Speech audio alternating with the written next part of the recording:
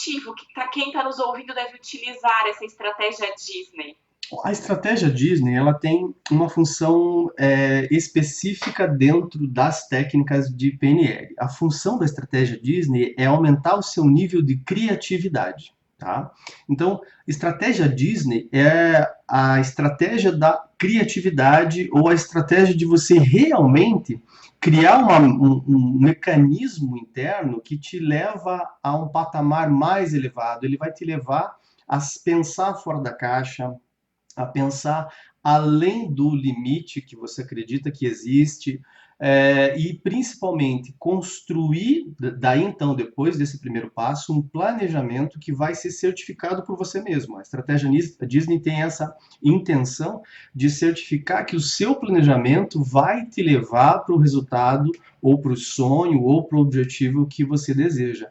É uma maneira muito mais prática de eu tanto configurar um sonho de vida de 40, 20, 30 anos, ou um sonho de criar uma empresa, ou mesmo usar a estratégia Disney para organizar minha vida pessoal, minha rotina da semana. Ela não precisa ser tão grande assim, não preciso usar ela para coisas tão monumentais, mas eu posso utilizar uma mini estratégia Disney para organizar a minha vida pessoal, por exemplo.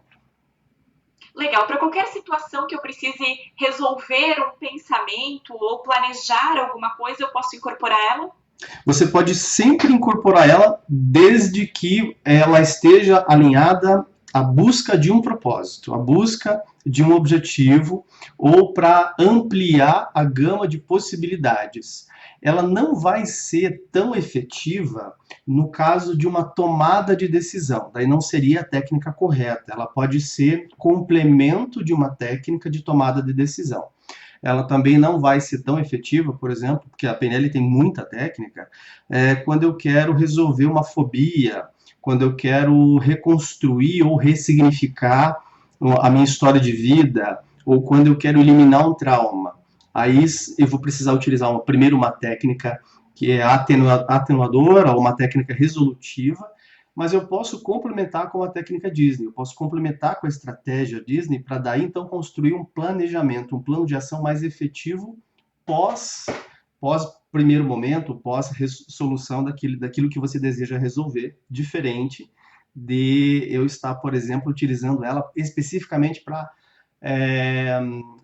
aumentar o meu nível de clientes, contratar melhor meus funcionários, liderar melhor ou até melhorar o meu relacionamento. Aí eu tenho situações mais pontuais que eu posso já iniciar diretamente com ela. Sim, no campo profissional, você poderia nos dar um exemplo de alguma situação que você aplicou ela, seja para um cliente ou até mesmo na tua vida profissional? Bom, vamos lá. Eu montei toda a minha estratégia de vender. Eu era dono de duas empresas, eu tinha uma construtora e tinha uma distribuidora de cosméticos. E eu, quando decidi viver de consultoria e programação neurolinguística, eu criei uma estratégia Disney para montar o meu planejamento. Então, e deu certo. Deu certo. Vender a construtora, vender a minha distribuidora de cosméticos, como criar as fases, né? Literalmente criar um cronograma de ações e depois uma estratégia incorporada, uma estratégia Disney para crescimento. Depois que eu atingi esse objetivo, eu criei uma estratégia Disney para crescer a empresa, tanto que eu já montei mais uma de treinamento. E o que muda nos sentimentos ao utilizar essa estratégia e não utilizá-la? Confiança. Quais suas sensações, Confiança. assim? Confiança. A estratégia Disney, para quem não conhece, é até interessante ter como ela funciona. O primeiro passo da estratégia Disney é o delimitar dentro do meu campo aquilo que eu sonho e pensando invariavelmente, de todas as maneiras, como mesmo que eu tente fracassar, eu não consigo. Eu vou sempre pensar no primeiro momento com a possibilidade de sucesso total. Então, eu elimino qualquer tentativa de boicote da minha parte, né?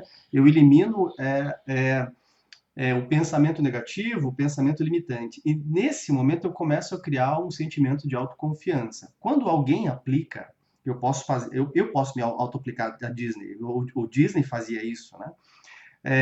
eu gero um sentimento de confiança. E esse sentimento de autoconfiança, de controle, de automotivação, de empatia, vai fortalecer. E os próximos dois passos, que são o planejamento e o controle do planejamento, vão me mostrar os pontos fracos, vão me mostrar aquilo que eu não estou enxergando. Olha só, eu não sabia que isso tinha que ser feito, então agora eu vou fazer a correção, né?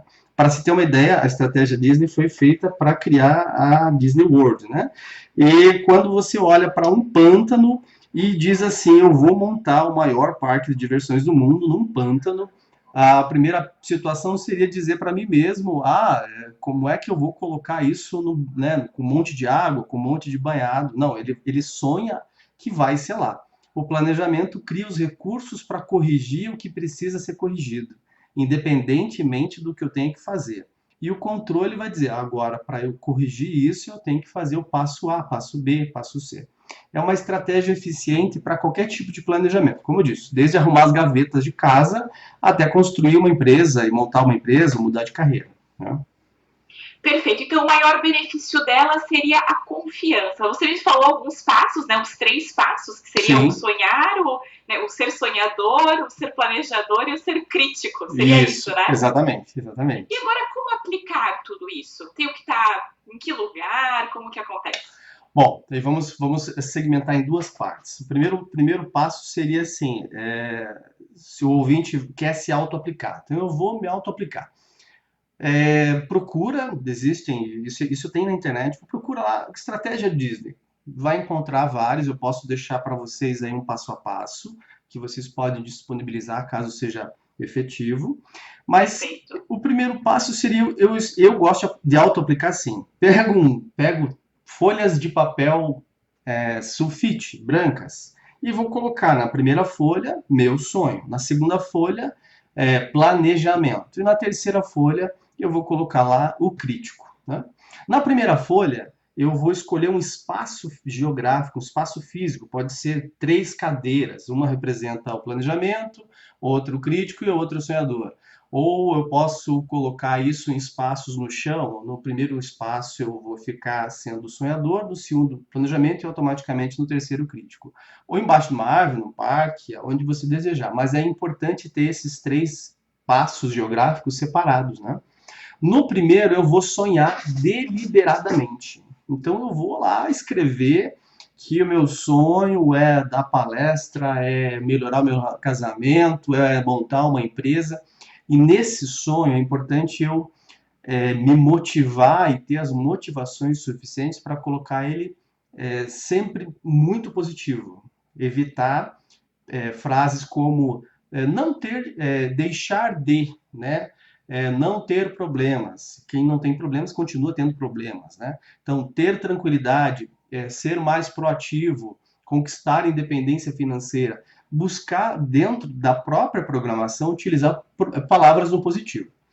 Depois que eu fiz um tempo suficiente, 5, 10, ou o tempo que eu puder colocar o máximo de informações, eu vou deixar esse papelzinho ali, vou colocar ele na cadeira ou no chão, no espaço que eu escolhi, e vou para o outro papel, que é o planejamento. E lá eu vou olhando para o sonho, olhando para esse sonho, dizer o que eu tenho que fazer para aquele sonho acontecer na minha vida. Aquele sonho, no campo do planejador, não é do planejador, é do sonhador. Então é como se eu olhasse para mim mesmo como sendo o meu melhor cliente. Eu sempre digo que nós somos as pessoas, né, os melhores clientes da nossa vida.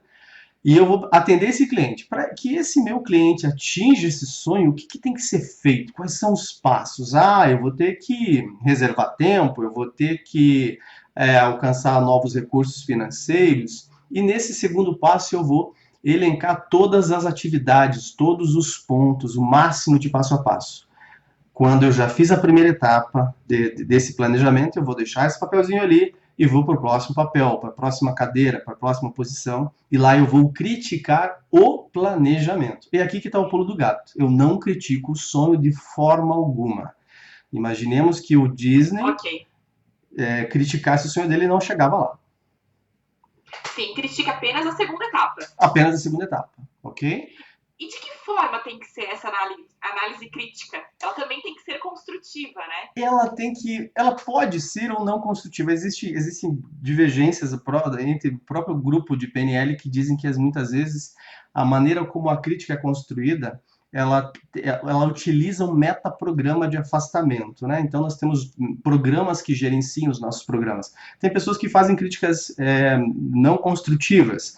A ideia da crítica é o entender que aquele planejador ele pode não alcançar, mas encontrando um termo, uma barreira que seja transponível para o planejador. Eu não vou simplesmente dizer que ninguém fez isso na vida dele, então ele não vai conseguir.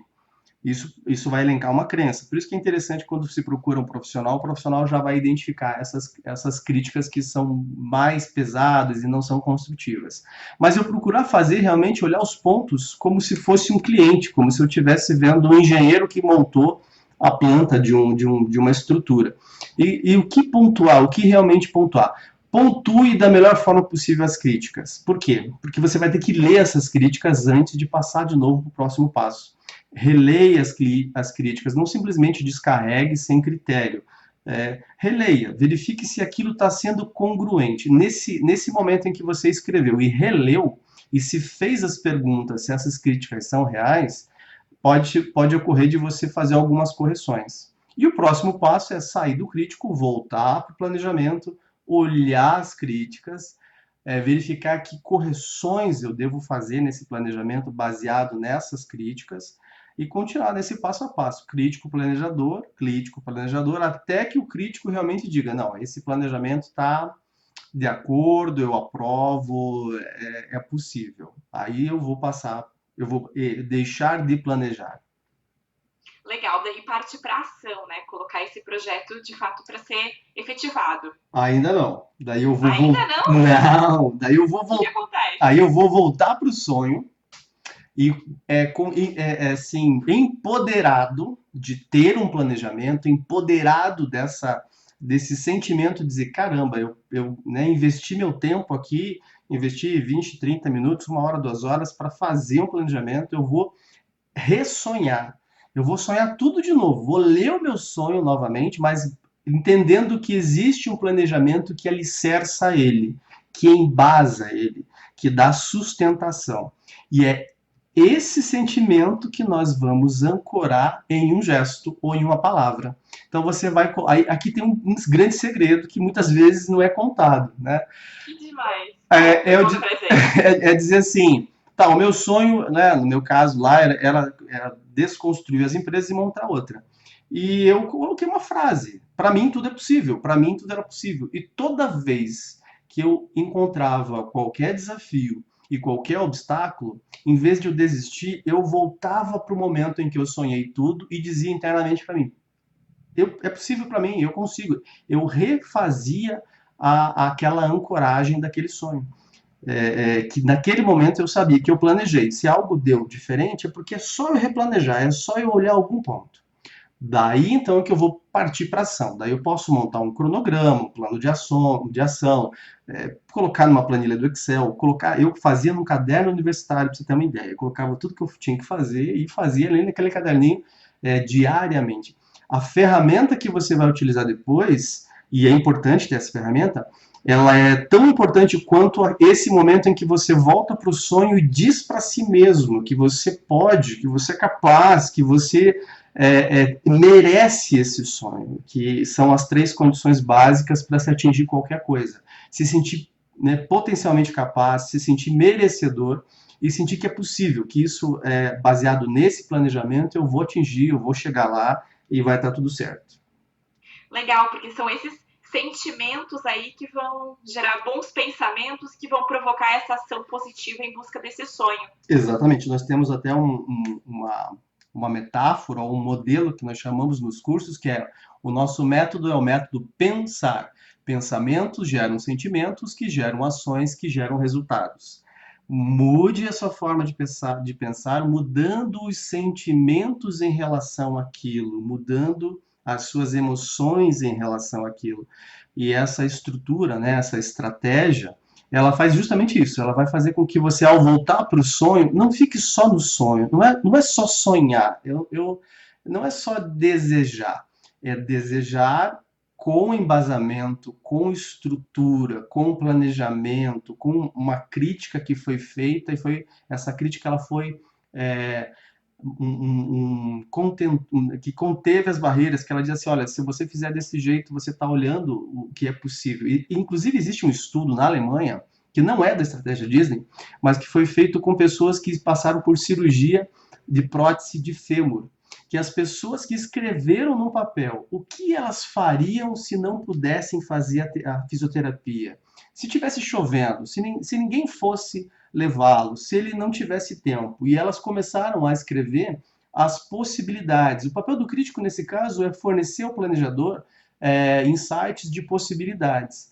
Então, esse grupo que escreveu e planejou e verificou os pontos que poderiam dar errado, conseguiu 93% de recuperação pós-cirurgia, diferente do grupo que não fez nada, que simplesmente só sonhou que ia dar tudo certo. Ele mentalizava, ok, eu vou me recuperar. Nesse grupo, que apenas sonhou, mas não construiu nada por escrito, eles tiveram um percentual de recuperação de 53%. Então, nós temos praticamente 40% a mais de sucesso, simplesmente pelo fato de eu escrever e detalhar como eu quero alguma coisa na minha vida.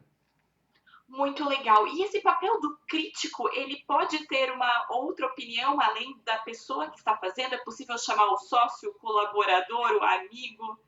Ou tem que ser um papel muito próprio de quem está realizando essa ferramenta? Eu diria assim, se você quer fazer uma estratégia Disney com alguém crítico junto do teu lado, tenha cuidado para colocar ele no momento correto, né? Porque a crítica ela não pode acontecer no momento errado. Tony Robbins, que é o nosso grande o mentor aí da área motivacional e de transformação, ele tem, num dos livros dele, O Desperte Seu Gigante Interior, uma das técnicas é dizer assim, que ele tem um sócio que é um crítico, quando ele fala de estratégia Disney. Ele diz, esse meu sócio, ele faz o papel dentro da estratégia Disney de ser o crítico, de ser a pessoa que é voltada a encontrar os detalhes, ela é voltada a encontrar o que está em desacordo. Ela tem um programa, e esse programa é fantástico, de olhar exatamente o que está errado. Eu não posso colocar essa pessoa, se eu vou fazer com um grupo ou com alguém, durante a primeira etapa, que é o sonho, e durante a primeira etapa do planejamento. Ele só pode entrar numa reunião, ou ele só pode ver depois que eu sonhei, e depois que eu fiz o primeiro planejamento. Ele não pode entrar fazendo o primeiro planejamento, e muito menos sonhando, porque senão ele vai matar meu sonho, e vai matar meu planejamento. Ó, isso que vai dar errado. Ele não vai pensar em possibilidades, ele pode pensar em as dificuldades. E não é que seja certo ou errado, é que o programa dele funciona desse jeito, e ele é ótimo nisso, encontrar erros. Perfeito. E esse crítico, é bom que ele seja realista, otimista?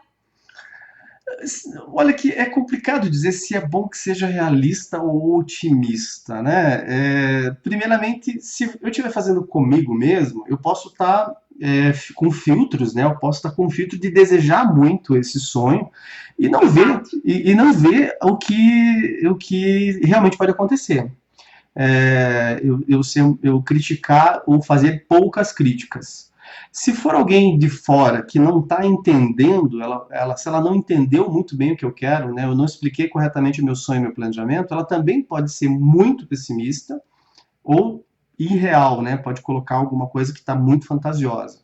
Então eu diria que fez a estratégia Disney, ok, passei pelo primeiro crivo, perfeito. Semanalmente você tem que reler o que você escreveu. Eu lembro que muitos dos meus sonhos eu não atingi no tempo que eu desejava, porque lá na primeira vez que eu sonhei, eu esqueci de colocar a vírgula, a cor do carro, o número de pessoas. E quando eu faço o exercício de revisitar, eu não vou precisar refazer o processo, mas revisitar. Né? Dá uma olhadinha no que você criticou, dá uma olhadinha no que você planejou, e o sonho mantém intacto. Né? O sonho é impecável, ele é imaculado lá. Eu vou poder olhar pontos que eu deixei de ver, de acordo com o estado emocional daquele dia, de acordo com o meu grau de comprometimento.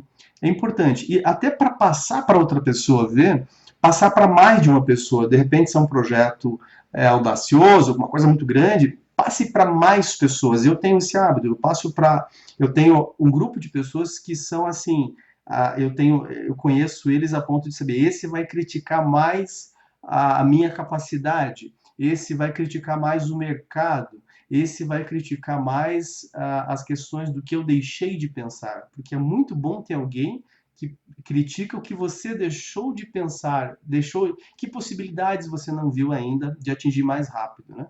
Ter essas pessoas, se cercando dessas pessoas.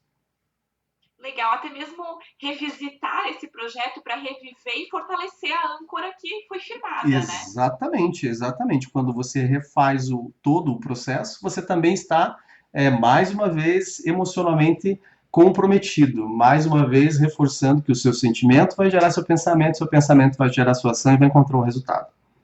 Muito legal, Roberto. E você tem algum livro que os nossos ouvintes possam se aprofundar no assunto? Olha, vamos falar livros de programação neurolinguística, né? Perfeito. Tem Manual de Programação Neurolinguística do Joseph O'Connor, é muito bom, ele tem uma quantidade significativa de material, ele é bem pausado, ele tem capítulos, tem tarefa. PNL para leigos também é um livro bom, é um livro que tem técnicas simples, tem estratégia Disney também. O PNL para Programação Neurolinguística para leigos é da Romilda Reed e Kate Burton. E um bem fininho, bem fácil de encontrar, do Ted James, o pai da linha do tempo. Ele é programador neurolinguístico lá da velha guarda, né? Que é o Sucesso Está em Suas Mãos. É isso, mais ou menos isso. Só vou recordar se o nome está correto. Mas é um livro que tem toda uma estrutura, que formula objetivos e que te leva a pensar dentro desse modelo de criatividade. Legal. E eles conseguem encontrar você nas redes sociais? Roberto Oliveira PNL. Roberto Oliveira no Instagram, Facebook, LinkedIn e o site, né, desenvolvavocê.com.br. No site nós temos informações, tem alguns artigos, tem um canal que nós temos no YouTube que tem algumas informações que também são bem interessantes.